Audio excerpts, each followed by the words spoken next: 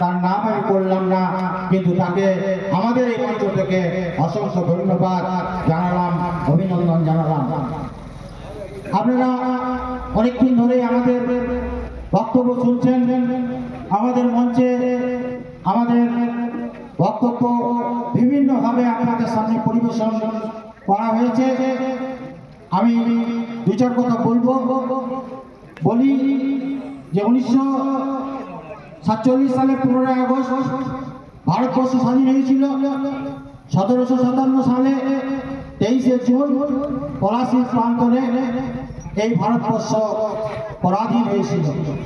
তো 1947 সালে যখন ভারতবর্ষ দীর্ঘ লড়াই আন্দোলনের মধ্য দিয়ে স্বাধীনতা লাভ করলো, সেই স্বাধীনতা ছিল বিখণ্ডিত স্বাধীনতা। সেই স্বাধীনতায় পাকিস্তানের জন্ম হয়েছিল এবং হিন্দুস্তানের জন্ম হয়েছিল। যে হিন্দুস্তানকে আমরা এখনো সেইভাবে হিন্দুস্তান বলি না, ভারতবর্ষ বলেই পরিচিতি দিয়ে থাকে। সেই ভারতবর্ষে বাস করেন, তখন চিন্তা ভাবনা করে হিন্দুরা এবং পাকিস্তানে থাকবে মুসলিমরা। কিন্তু এখানে যে সমস্ত মুসলিম মা বোন ভাইয়েরা থেকেছেন আছেন, তাদের কিন্তু কোনো দিক থেকে কোনো অসুবিধা নয়। নজরুলের ভাষায় এই ভারতবর্ষ হিন্দু মুসলমানের একটা পবিত্র তীর্থক্ষেত্র। তাই মুসলমানদের জন্য আমাদের ভারতীয় জনতা পার্টির কোনো দেশ হিংসা বিদ্বেষ নেই।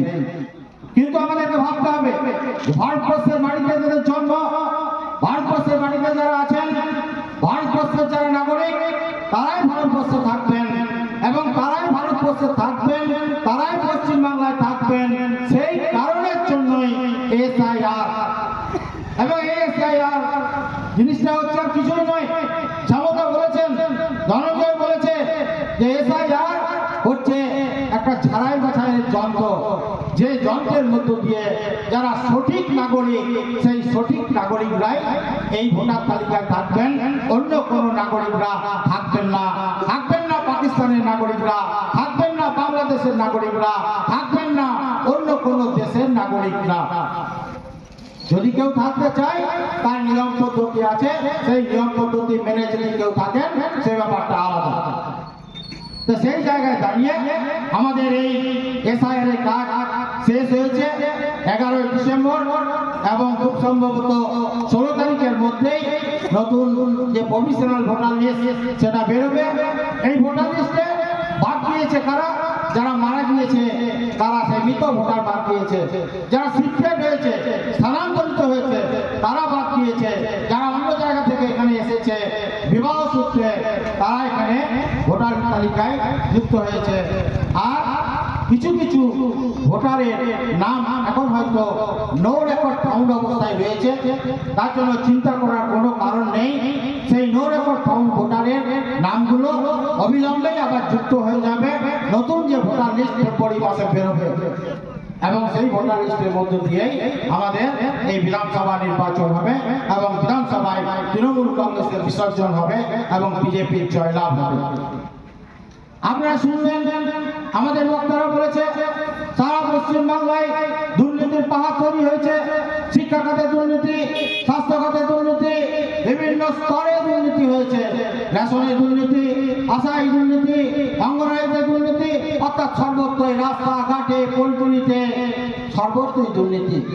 সেই দুর্নীতিকে যদি দুর্নীতি মুক্ত অবস্থায় আনতে হয়, তাহলে আমাদেরকে সামনের যে 26শে নির্বাচন হবে, সেই নির্বাচনে তৃণমূল কংগ্রেসের হাত থেকে আমাদের হাতে আসতে হবে আপনাদেরকে এবং তৃণমূল কংগ্রেসকে বিসর্জন দিতে হবে, বিজেপিকে জয়লাভ করাতে হবে। তৃণমূল কংগ্রেস শুধুমাত্র একটা রাজ্যে আছে, বিজেপি অনেকগুলি রাজ্যে আছে এবং কেন্দ্রীয় সরকার আছে। বিজেপি সরকার যদি এই পশ্চিমবাংলায় আসে তো মানুষের অনেক উন্নয়ন হবে। যে আয়ুষ্মান ভারত কার্ড 5 লাখ টাকার চিকিৎসা সুকুমার দা বলছিলেন, সেই সুবিধা আপনারা পাবেন। সংকটের পেশার সুবিধা আপনারা পাবেন, পরিযায়ী সুবিধা, বিভিন্ন সুবিধা পাবে। তাছাড়াও দেখছেন 100 দিনের কাজ যেটা বন্ধ হয়ে আছে 2 নম্বরের কারণে, সেই 100 দিনের কাজ আবার চালু হবে। গরিব মানুষেরা কাজ পাবে, মধ্যবিত্তরা কাজ পাবে, মা বোনেরা কাজ পাবে। সবাই কাজ করে আনন্দে একসাথে মিলেমিশে উজ্জ্বল পশ্চিমবঙ্গ, সোনার বাংলা আপনারা দেখতে পাবেন। বক্তব্য তো অনেক আছে, অনেক কিছু বলার আছে, কিন্তু সেই সমস্ত বলতে গেলে অনেক সময় লেগে যাবে, আপনাদেরও ভালো লাগবে না, বিরক্ত লাগবে।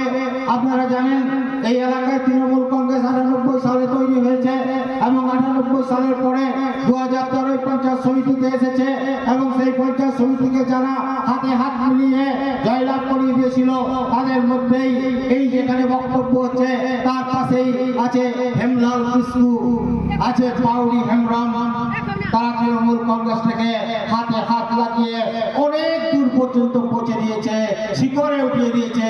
কিন্তু সেই হেমলাল কিস্কু এবং বাউরি ভাইয়েরা যে থেমে গেছিল আজকে সেই থেমে রয়ে আছে, তাদের তৃণমূল করে কোনো উন্নতি হয়নি। উন্নতি হয়েছে কার? রানা প্রতাপ রায়ের। উন্নতি হয়েছে কার? সুকুমার সাধুর। উন্নতি হয়েছে কার? গোপীনাথের। তাই আপনাদেরকে ভাবতে হবে যে গোপীকে আরো বড় লোক করবেন, সুকুমার সাধুকে আরো বড় লোক করবেন, রানা প্রতাপ রায়কে আরো বড় লোক করবেন না, আপনারা তৃণমূল কংগ্রেসকে বিসর্জন দিয়ে বিজেপিকে এনে সাধারণ মানুষের উপকারে কাজে লাগাবেন। আমরা জানেন এই ল্যাম্পসে একটা লড়াই হয়েছিল বেশ কয়েক বছর আগে। সেই ল্যাম্পসের লড়াইয়ে এখানে একটি ছেলে যে বিজেপির সঙ্গে যুক্ত ছিল এক সময়ে, পরবর্তীকালে তৃণমূল করেছিল এবং সেই পলাইকে মৃত্যু হতে হয়েছিল, অর্থাৎ তার মৃত্যু হয়েছিল। তার মৃত্যুর জন্য দায়ী ছিল তৃণমূল কংগ্রেস। তৃণমূল কংগ্রেস যদি সেদিন ওই ল্যাম্পসের লড়াই না করতো, ভোটের লড়াইয়ে, নিজেদের পক্ষের লড়াইয়ে যদি এগিয়ে না যেত, তাহলে পলাইকে মৃত্যু মুখে পতিত হতে হতো না এবং অনেক মানুষের ক্ষতি হতো না। তাই আমাদেরকে ভাবতে হবে, সময় এসে গেছে। রায়নগরে পঞ্চায়েত সমিতি রয়েছে, সেই পঞ্চায়েত সমিতিতে 15 জন সদস্য রয়েছে। সেই সদস্যদের মধ্যে একজন মাত্র দাদাগিরি করে, সে হচ্ছে সুকুমার সাধু।